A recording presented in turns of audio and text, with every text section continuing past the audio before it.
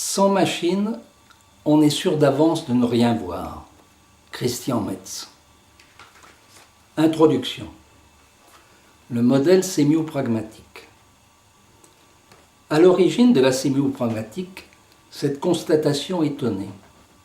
De très nombreux théoriciens semblent avoir la plus grande difficulté à se situer par rapport à ces deux grands paradigmes que sont le paradigme immanentiste et le paradigme pragmatique. Rappel définitionnel. L'approche immanentiste pose le texte ou le langage comme un donné doté de caractères structuraux permanents, un système dont chaque terme n'a de sens que par rapport au système, un donné qui ne décrit sans référence à ce qui lui est extérieur. On connaît la formule de Ferdinand de Saussure, la langue est un système qui ne connaît que son ordre propre. Saussure, 1986, page 43.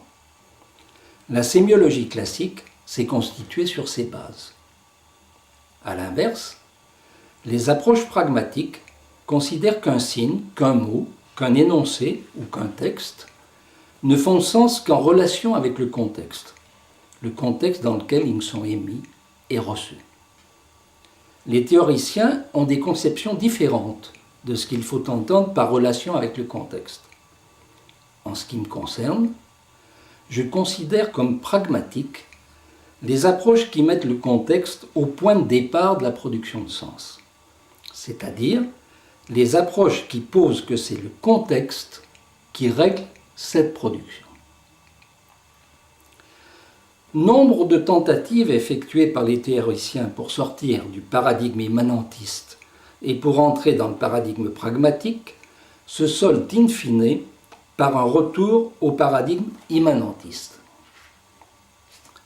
C'est le cas par exemple de la théorie de l'énonciation, construite au départ comme l'analyse de la relation existant entre l'énoncé et l'ensemble des paramètres de la situation de communication, l'émetteur, le récepteur et le contexte, les circonstances spatio-temporelles, les conditions de production et de réception des messages, c'est-à-dire comme une approche pragmatique, mais qui très rapidement en vient à se réduire à une analyse de l'empreinte du procès d'énonciation dans l'énoncé.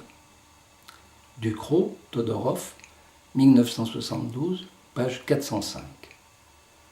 Souvent, ce retour à l'immanentisme se fait avec la conscience de passer à côté de quelque chose.